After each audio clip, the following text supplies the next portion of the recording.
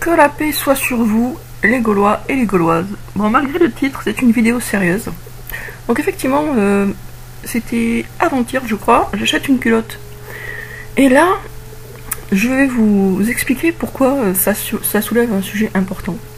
Eh bien, cette culotte, à l'œil, elle n'était pas à ma taille, elle était trop petite.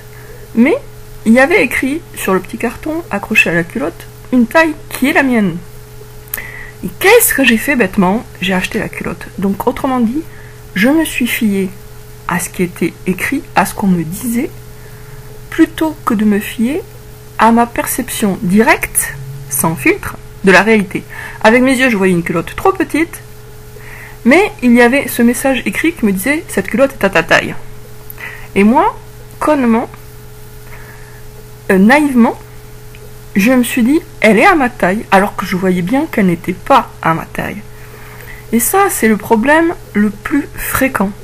On se fie à ce qu'on nous dit. Alors quand je dis on, c'est toutes les figures d'autorité, que ce soit la pub, le gouvernement, les médias, ou les merdias, ou des bouquins.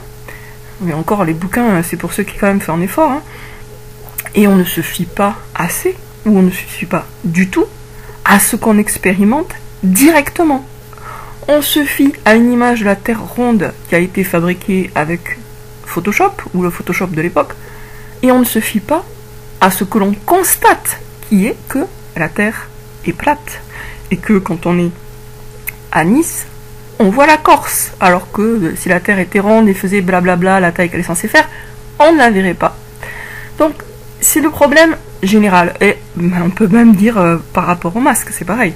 On se fie, en tout cas les gens, la plupart des gens se fient à ce qu'on leur dit, mettez le masque pour votre santé et la santé des autres, pour vous protéger et protéger les autres, et ils ne se fient pas à ce qu'ils ressentent. Ce qu'ils ressentent, c'est qu'ils sont en train d'étouffer. Et normalement, n'importe quel organisme vivant sent, il n'a pas besoin de le conceptualiser, il le sent qu'il a besoin d'oxygène. Mais nous, êtres humains, on est tellement crédules et manipulés qu'on arrive à perdre de vue notre perception directe, immédiate et sans intermédiaire de la réalité qui nous entoure. Pourquoi? Parce qu'on est aveuglé par des discours, du blabla, de l'idéologie, des mensonges, de la propagande. Et mon erreur sur la culotte, c'est l'erreur de tout le monde, sur tous les sujets quasiment. Je vous donne un autre exemple, qui rejoint d'ailleurs le sujet de la culotte, c'est que y a des gens qui arrivent à se faire croire que l'obésité est causée par des causes génétiques, alors qu'eux-mêmes savent très bien, par leur expérience, que plus ils mangent, plus ils sont gros. Et moins ils mangent, plus ils sont maigres. Ben, malgré leur expérience totalement... enfin, ils ont une expérience réelle, et tout à fait... valable, valide, de ça, du fait que pour grossir il faut manger plus, et pour maigrir il faut manger moins. Malgré ça, quand un spécialiste leur dit l'obésité a des causes génétiques, ça n'a rien à voir avec l'alimentation, eh bien il y en a qui sont capables de le croire, il y a beaucoup même.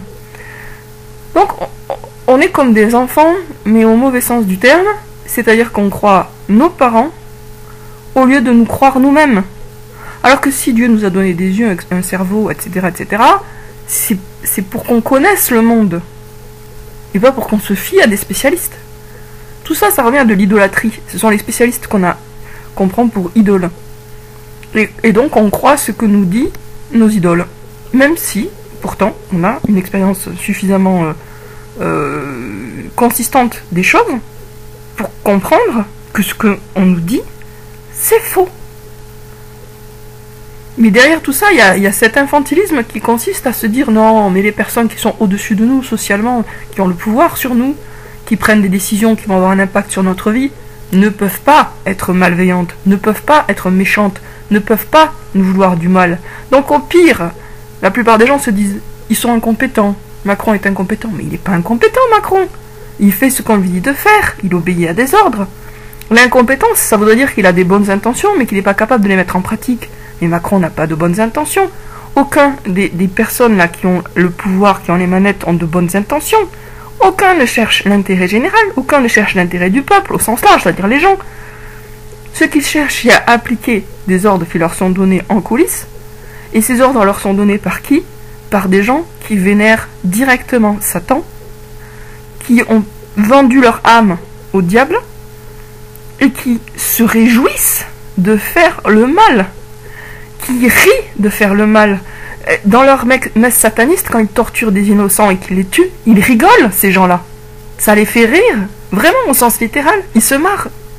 Ils voient quelqu'un qui agonise, qui supplie qu'on l'épargne ou qu'on l'achève, et ça les fait rire, ils sont morts de rire. Ils vont faire manger à une femme son propre bébé, et ça les fait marrer. Vous comprenez? Donc, c'est pas un problème de « oh, ils sont pas compétents, oh, ils savent pas ce qu'ils font ». Non, ils obéissent, ou ils sont eux-mêmes, ils obéissent à des satanistes, ou ils sont eux-mêmes des satanistes. Ou d'ailleurs, souvent c'est des satanistes qui obéissent à d'autres satanistes, plutôt d'ailleurs. Et il est temps de grandir intellectuellement, de sortir de cette espèce d'enfance à la prolongée, qui nous maintient en esclavage, parce que l'enfance intellectuelle dépassée un certain âge, c'est extrêmement dangereux pour soi et pour les autres. Il faut arriver à l'âge adulte. L'âge adulte où on regarde la vérité en face, même si elle fait mal, même si elle est dérangeante, même si elle est dure. Parce qu'il n'y a que la vérité qui nous donne la clé de la liberté. La vérité, c'est la clé en or qui ouvre la porte de ce labyrinthe diabolique où on a été enfermé. Il faut d'abord se saisir de cette clé et ouvrir cette porte, même si ça fait peur. Il y a une trouille qui est naturelle, mais qu'il faut savoir surmonter. De toute façon, on va tous mourir. Donc autant mourir de la bonne façon. On est tous condamnés à mort. Hein. À partir du moment où on est né, on va mourir. Et ça peut être tout de suite, ça peut être demain, ça peut être après-demain. C'est pas forcément éloigné. Donc, autant mourir en étant pleinement adulte, en ayant vécu toute sa vie, en ayant fait des choix courageux dont on pourra être pleinement satisfait le jour du jugement. Parce que vous le sachiez ou non, cette vie-là n'est qu'un test. On est dans un examen. L'examinateur, c'est Dieu. Et le jour du jugement, on va être tous ressuscités au sens littéral. On va sortir de nos tombes, comme dans les films de zombies, sauf qu'on va pas être dans un mauvais état. On sera en bon état, on sera en bonne santé. On va sortir vivant de nos tombes. Et même si on a été brûlé, même si ceci, même si cela, on va être reconstitué dans la terre. Nos corps vont être recréés par Dieu. Il a créé l'humanité une première fois. Il n'y a pas de théorie d'évolution, c'est faux. Il n'y a pas de ancêtres communs à l'homme et au singe, blablabla. Tout ça, c'est faux. Dieu a créé Adam et Ève. Et de la même façon qu'il a créé nos premiers ancêtres, il va nous recréer tous dans la terre. On va tous sortir de terre, on sera vivant, on se regardera, on se reconnaîtra.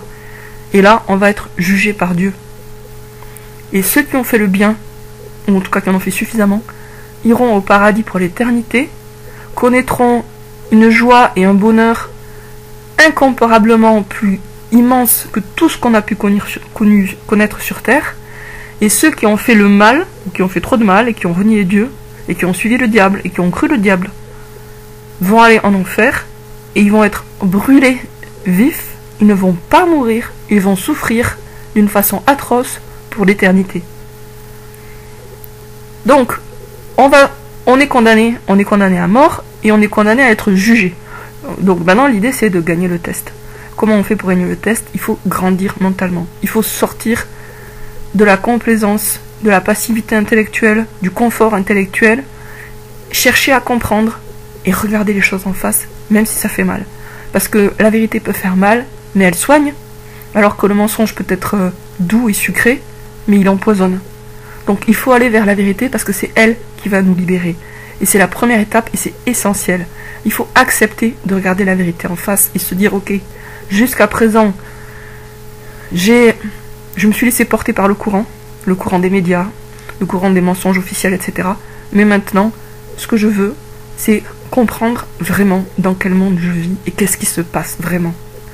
Dépasser les apparences, voir ce qui se passe dans les coulisses, ne plus être la dupe du spectacle qu'on nous montre, spectacle de marionnettes, et aller chercher les marionnettistes qui sont dans l'ombre pour voir qui c'est, pour comprendre vraiment ce qui se passe.